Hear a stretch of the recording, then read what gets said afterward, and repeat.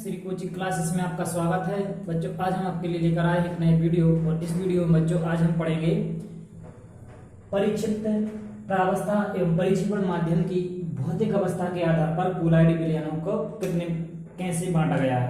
ठीक है, तो यहाँ परिक्षिप्त प्रावस्था बच्चों हम आपको बता चुके हैं, जो हमने पहले पढ़ा था बच्चों विलयन उसी के जैसा है। यहाँ पर परिक्षिप्त प्रावस्था बच्चों विलय होती है और परिक्षेपण माध्यम कौन होता है, विलायक होता है, जो ज्यादा मात्रा में होगा। बच्चों भौतिक अवस्था के आधार पर बांटा है। भौतिक से मतलब है परिक्षिप्त प्रावस्था यहाँ पर ठोस द्रव गैस होगी, या फिर परिक्षिप्त प्रावस्था ठोस द्रव गैस होगी, या परिक्षेपण माध्यम ठोस द्रव गैस होगा। इस आधार पर यहाँ पर बच्चों जो है विलयन को कुलाइडी विलयन को तीन वर्गों में बांटा गया है। पहला बच्चों है सॉल्व, इसको हम क्या बोलते हैं, सॉल्व बोलते हैं, SOL सॉल्व। अब बच्चों सॉल्व क्या होता है, तो इसमें किस प्रकार का विलयन बनता है और परिक्षेपण माध्यम के रूप में हम किसको लेते हैं और परिक्षिप्त प्रावस्था के रूप में हम किसको लेते हैं, ये हमें इसमें समझना है। तो बच्चों सॉल्व में होता क्या है, इसमें परिक्षेपण माध्यम मतलब जो ज्यादा मात्रा में होता है वो होता है द्रव, और परिक्षिप्त प्रावस्था होती है इसमें ठोस, मतलब जो कम मात्रा में होता है। ठीक है, तो हम ये कह सकते हैं कि यहाँ पे जो ठोस है वो किसमें घुले होते हैं, द्रव में घुले होते हैं। तो हम यहाँ पे कह सकते हैं इसको कि द्रव में ठोस, किसमें, द्रव में जब ठोस को मिलाया जाता है, यानी जब परिक्षिप्त प्रावस्था ठोस तथा परिक्षेपण माध्यम द्रव होता है, तब उसे हम क्या कहते हैं, सॉल्व कहते हैं। बच्चों कुलाइडी विलयन की परिभाषा आपको पता होना चाहिए। कुलाइडी विलयन क्या होते हैं, वे विषमांगी विलयन होते हैं जिनमें विलय के कणों का आकार बच्चों 1 नैनोमीटर से 100 नैनोमीटर के मध्य होता है। ठीक, ये आकार आपको याद रखना है। इसके अलावा बच्चों आपको ये तो हो गए नैनोमीटर में, आपको सेंटीमीटर में अगर आप याद रखेंगे तो 10⁻⁻7 सेंटीमीटर से 10⁻⁻5 सेंटीमीटर के मध्य में जो है कुलाइडी कणों का आकार होता है। ये आपको बहुत अच्छे से याद रखना है। AVIMP टॉपिक है, विकल्प है। ठीक है, इसको आपको अच्छे से याद रखना है। तो ये हो गया आपका कुलाइडी विलयन। अब कुलाइडी विलयन को अगर इसके आधार पर परिभाषित करें तो ये भी हो जाएगा कि वह माध्यम जो परिक्षिप्त प्रावस्था और परिक्षेपण माध्यम दोनों से मिलकर बना होता है। ठीक है, और उनके कणों का आकार इतना होता है, उसे हम क्या कहते हैं, कुलाइडी विलयन कहते हैं। अब आता है हमारा आगे प्रश्न कि परिक्षेपण माध्यम और परिक्षिप्त प्रावस्था के आधार पर कुलाइडी विलयन को कितने प्रकारों में बांटा गया है, तो यहाँ पर 3 प्रकारों में। तो यहाँ पर हम कहेंगे पहला है सॉल्व। तो सॉल्व में क्या हो जाएगा, वह विलयन जिसमें परिक्षेपण माध्यम द्रव तथा परिक्षिप्त प्रावस्था ठोस, परिक्षिप्त प्रावस्था मतलब जो कम मात्रा में तो ठोस होगा, परिक्षिप्त प्रावस्था ठोस होती है, सॉल्व कहलाता है। ठीक, अब बच्चों ये सॉल्व जो है ये इस प्रकार का उदाहरण बनता है बच्चों धातुओं का। तो धातुओं को जब हम किसी द्रव में घोलते हैं, ठीक, ठोस हो जाएगा आपका धातु, और जो द्रव होगा वो किसी चीज को हम ले लेंगे उसमें, तो उसके हिसाब से हम जब इसके विलयन बनाएंगे तो हमारे पास हम कह सकते हैं AG सॉल्व मतलब सिल्वर सॉल्व। ठीक, AU सॉल्व, AU मतलब होता है गोल्ड, तो इसको हिंदी में अगर लिखना चाहे तो हिंदी में लिख सकते हो, तो ये आएगा गोल्ड सॉल्व। ठीक है, AU सॉल्व के बाद हम इसके अलावा जिंक सॉल्व भी कह सकते हैं, जिंक सॉल्व। ठीक, ये धातु है और धातुओं का क्या बन रहा है बच्चों, यहाँ पर सॉल्व बन रहा है। ठीक है, तो इसी प्रकार से बच्चों हमें ये एग्जांपल याद रखने हैं। इसके अलावा बच्चों हम इसमें जो है गौन व स्टार्च, इनको भी ले सकते हैं, इनका जलीय विलयन, गौन व स्टार्च का जलीय विलयन भी जो है हमारा क्या आ जाएगा, सॉल्व के एग्जांपल में आ जाएगा। ठीक है, तो ये आपको इस प्रकार से एग्जांपल याद रखना है, सिंपल है बच्चों। ठीक है, गौन स्टार्च जो है ये भी इसमें आ जाएंगे, इनका जलीय विलयन। जब गौन स्टार्च को हम जलीय विलयन में डाल दें तो ये भी कुलाइडी विलयन में सॉल्व की भांति व्यवहार करते हैं। ठीक, अब बच्चों इसके बाद हम आते हैं दूसरा प्रकार हमारा है जेल। क्या है, जेल। तो बच्चों दूसरा प्रकार हमारा जेल है। तो जेल का आपने बच्चों नाम पहले भी सुना होगा, ये बंदी गृह वाला जेल नहीं है जो आपने नहीं सोचो कि इसमें जो कैदी जो है इसमें अंदर रहते हैं, ये वो वाला जेल कह सकते हो जो बालों में लगाते हैं बच्चों। ठीक, तो बालों को सेट करने के लिए। तो जेल यहाँ पर हम समझ सकते हैं जेल से को, उसमें आप अगर उसकी इमेजिन करें तो जेल कैसा होता है, उसमें जो है द्रव में क्या होता है बच्चों, उसमें जो ठोस रहता है उसमें थोड़ी सी मात्रा में क्या रहता है, पानी कह सकते हैं या लिक्विड चीज कह सकते हैं, कोई भी लिक्विड हो सकता है, जरूरी नहीं पानी हो। तो ठोस ज्यादा मात्रा में रहता है, लिक्विड उसमें कम रहता है, तो इस वजह से वो जो है जेल टाइप का बन जाता है। तो हम इसमें कह सकते हैं विलयन कैसा बनेगा इसमें बच्चों, इसमें बन जाएगा ये कि ठोस में किस क्या मिला होगा, ठोस में क्या मिला होता है, द्रव मिला होता है। तो इस प्रकार से ये जो है, अब यहाँ पर ठोस में मिला है क्या, द्रव, तो ठोस क्या हो जाएगा, ज्यादा मात्रा में, मतलब परिक्षेपण माध्यम, और द्रव क्या हो जाएगा, परिक्षेपण प्रावस्था। तो क्या बोलेंगे, वह विलयन या वह कोलाइड विलयन जिसमें परिक्षेपण माध्यम ठोस तथा परिक्षेपण प्रावस्था द्रव होती है, जैल कहलाता है। अब जैल का बच्चों उदाहरण आप अगर सोचें तो इसको दिमाग लगा के आप खुद बता सकते हैं, और हमने पहले ही बताया आपको इसका। तो इस प्रकार का एग्जांपल बच्चों आप दैनिक जीवन में गर्मियों में खाते हैं आइसक्रीम, उसका दे सकते हैं। आइसक्रीम में बच्चों क्या होता है, आपको पता है कि ठोस ज्यादा होता है, द्रव कम मात्रा में होता है। ठीक, आइसक्रीम कह सकते हो, पनीर कह सकते हो, ठीक है, मक्खन, ठीक है। तो इस प्रकार की ये जो चीजें हैं आपकी जेल में आ जाएंगी, ठीक है। सॉस कह सकते हैं, सॉस जो हम खाते हैं, ठीक है बच्चों। अब आता है हमारा तीसरा प्रकार और लास्ट प्रकार, पायस। पायस सबसे सरल एग्जांपल है। पायस को इंग्लिश में बच्चों इमल्सन बोलते हैं, कभी कभी इसका दूसरा वाला नाम भी पूछ लेते हैं, ठीक, इमल्सन। क्या है इसका नाम, इमल्सन। तो बच्चों कभी कभी परिभाषा जाती है कि पायस कैसे कहते हैं, इमल्सन कैसे कहते हैं। तो बच्चों इसमें तो द्रव में ठोस है, ठोस में द्रव है। अब ये क्या है, इसमें बच्चों सबसे सिंपल है, द्रव में द्रव। अब आप चाहो तो कोई सा भी द्रव एक कम मात्रा में ले लो, एक ज्यादा मात्रा में ले लो। जो ज्यादा मात्रा में होगा वो परिक्षेपण माध्यम, जो कम मात्रा में होगा वो परिक्षेपण प्रावस्था।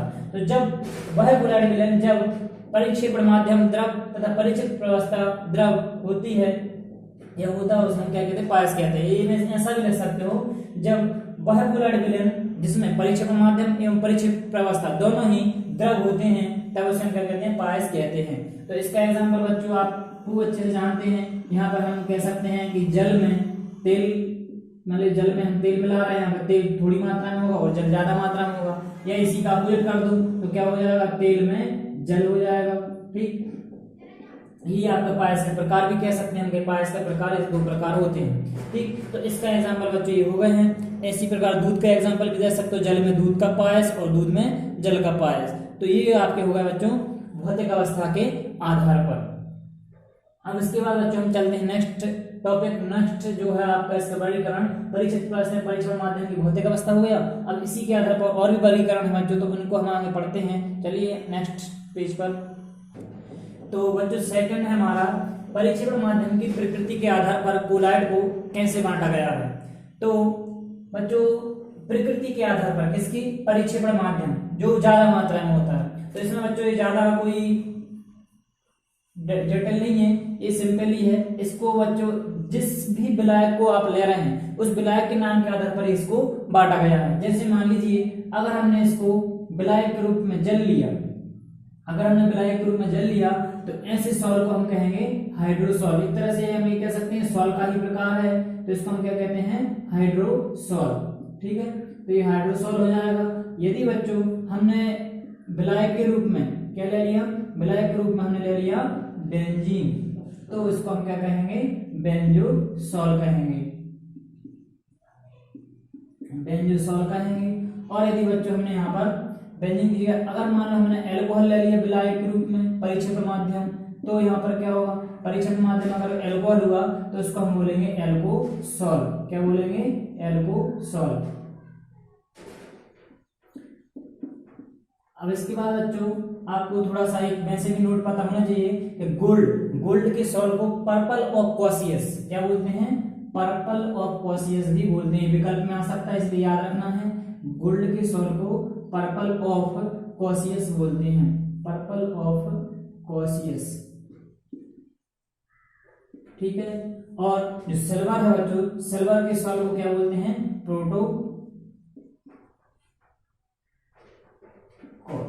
प्रोटोसॉल। क्या बोलते हैं, प्रोटोसॉल बोलते हैं सिल्वर के सॉल्ट को। तो आपके नाम भी याद रखना विकल्प के रूप में कि गोल्ड के सॉल्ट को क्या कहते हैं, पर्पल ऑफ कॉसियस, और सिल्वर के सॉल्ट को क्या कहते हैं, प्रोटोसॉल कहते हैं। और आपको ये आधार बस 2-3 ऐसे जो भी विलय नाम लेंगे उसके आधार पर इनका नाम बनता जाएगा, बाकी और इसमें कुछ नहीं। ठीक, तो जिस भी परिक्षेपण माध्यम जो भी हम ले रहे हैं ये हमारा क्या है, परिक्षेपण माध्यम। जो हमारा ऊपर ही लिखा हुआ है ये परिक्षेपण माध्यम हमारा। जो भी माध्यम हो उसी के नाम के आधार पर उसका नाम रखा जाता है। अब बच्चों हम चलते हैं जो कि सबसे इंपॉर्टेंट है हमारा परिक्षेपण माध्यम और परिक्षेप प्रावस्था की अंतःक्रिया, आकर्षण उनके बीच में कैसा होता है, उसके आधार पर बच्चों हम जो है इस अध्याय में पढ़ेंगे। तो अंतःक्रिया के आधार पर बच्चों परिक्षेपण माध्यम और परिक्षेप प्रावस्था की अंतःक्रिया के आधार पर कोलाइडी विलयन को दो वर्गों में बांटा गया है, जिसको हम बोलते हैं, एक होता हमारा, पहले यहां पर हेडिंग बना देते हैं, परिक्षेप्त प्रावस्था, परिक्षेप्त प्रावस्था एवं परिक्षेप माध्यम की अंतःक्रिया। किसके आधार पर है ये बच्चों? अंतःक्रिया के आधार पर। अंतःक्रिया के आधार पर जो है बच्चों ये दो प्रकारों में बांटा गया है। एक है आपका द्रव स्नेही कोलाइड, क्या है? द्रव स्नेही कोलाइड, इंपोर्टेंट है बच्चों, इसका अंतर आ सकता है, द्रव स्नेही कोलाइड। और दूसरा है बच्चों द्रव विरोधी कोलाइड, द्रव विरोधी, इनके नाम से समझ में आ रहा है बच्चों, द्रव विरोधी कोलाइड के क्या हुआ। अच्छा, इनके बच्चों और भी नाम है, द्रव विरोधी कोलाइड को द्रव विरागी भी बोलते हैं, ठीक, द्रव विरोधी की जगह पे विरागी भी बोल सकते हो, इसको यहाँ पे बोल सकते हैं द्रव रागी। इसके अलावा और भी इनके नाम हो सकते हैं, उत्क्रमणीय कोलाइड बोल देते हैं, रक्षी कोलाइड बोल देते हैं इसी को, इसी का और क्या नाम है? रक्षी कोलाइड भी बोलते हैं इसको, ये आगे पढ़ेंगे हम रक्षी कोलाइड को अलग से कि रक्षी कोलाइड क्यों बोल रहा है इसको, ठीक है। तो ये जो है सब बच्चों इस प्रकार के इनके नाम हैं, उनके नाम से समझ में आ रहा है द्रव स्नेही कोलाइड ऐसे कोलाइड होते हैं जो द्रव से स्नेह रखते हैं, ठीक, ऐसे कोलाइड को हम क्या कहते हैं? द्रव स्नेही कोलाइड कहते हैं। इस प्रकार के विलयनों में बच्चों क्या होता है कि द्रव स्नेही कोलाइड को हम जैसे ही विलयन में डालते हैं तो यह जो विलायक से परिक्षेपण माध्यम के कणों से जल्दी से ये क्या कर लेते हैं? शीघ्रता से उनसे क्रिया कर लेते हैं और क्या बना लेते हैं? द्रव स्नेही कोलाइड बना लेते हैं। ये शीघ्रता से क्रिया करते हैं और इस वजह से बच्चों जो इनका जो बना हुआ जो विलयन होता है कोलाइड विलयन, वो कैसा होता है? स्थायी होता है। उनके बीच में, कणों के बीच में, दोनों के बीच में आकर्षण भी ज्यादा होता है, ठीक है।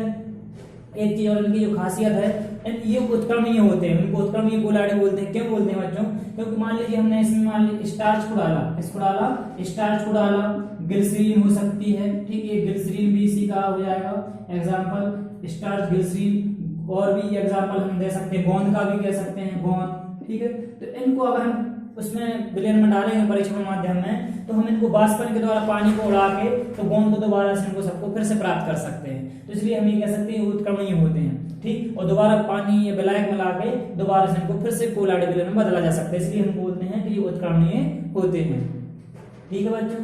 अब इसके बाद बच्चों हम आते हैं, ये इसके एग्जाम्पल, अब आते हैं द्रव विरोधी पर। तो इसका अपोजिट क्या हो जाएगा? द्रव विरोधी। तो द्रव विरोधी कोलाइड ऐसे कोलाइड होते हैं जो परिक्षेपण माध्यम के संपर्क में आते ही शीघ्रता से बंध नहीं बनाते और यह अस्थायी होते हैं, ये भी कह सकते हो कम स्थायी होते हैं, यह उत्क्रमणीय नहीं होते। एक बार अगर इनका अपक्षेपण हो गया, मतलब ये एक बार स्कंदित हो गए, एक बार अगर ये जम गए नीचे तो दोबारा फिर कोलाइड विलयन में ये नहीं बदलते, तो ये अनुत्क्रमणीय होते हैं, ठीक। तो इसके एग्जाम्पल बच्चों हम इनके दे सकते हैं, जैसे कि आपका लेड है, सिर्फ धातुओं का है, ये कॉपर है, सिल्वर है, ठीक। इनको अगर हम मिला देंगे और भी आप हो सकते हैं, और Ag2S है, ठीक, FeOH का होल्थरा या फेरिक हाइड्रोक्साइड, ये सब क्या है आपको बच्चों? ये है द्रव विरोधी कोलाइड, जिनको हम द्रव विरागी भी बोल सकते हैं, ठीक, और द्रव विरोधी भी बोल सकते हैं। ये इस प्रकार के कोलाइड हैं। तो ये हो गया आपका बच्चों द्रव स्नेही द्रव विरोधी कोलाइड। अंतःक्रिया के आधार पर परिक्षेपण माध्यम के प्रति कैसा आकर्षण कर रहे हैं, तो फिर से सुनिए आप। तो परिक्षेपण माध्यम के जैसे संपर्क में आते वाले तो ये बहुत ही प्रबलता से स्नेह रखते हैं। जैसे आपकी मम्मी, आपकी माता बच्चों से स्नेह रखती है बहुत जल्दी, जैसे बच्चों के पास माँ आती है तो बहुत जल्दी से वो बेचारे उनसे जो है गले लग जाते हैं, ठीक है, उनके गोदी में आ जाते हैं जल्दी से। इसी प्रकार द्रव स्नेही कोलाइड होते हैं, जैसे परिक्षेपण माध्यम के संपर्क में आते शीघ्रता से उनके साथ बंध बना लेते हैं और क्या होते हैं? शीघ्रता से बंध बनाने के बाद ये स्थायी हो जाते हैं। स्थायी होने के अलावा ये उत्क्रमणीय भी होते हैं। दोबारा से क्या करते हैं? अलग अपन अगर वाष्पन विधि द्वारा उसको जो विलायक है उसको अलग कर दें परिक्षेपण माध्यम को, दोबारा से वो अपने मूल रूप में जाते हैं और दोबारा विलायक फिर मिला के परिक्षेपण माध्यम डाल के दोबारा से उनको फिर से कोलाइड विलयन में बदला जा सकता है। लेकिन इनको ऐसा नहीं किया जा सकता।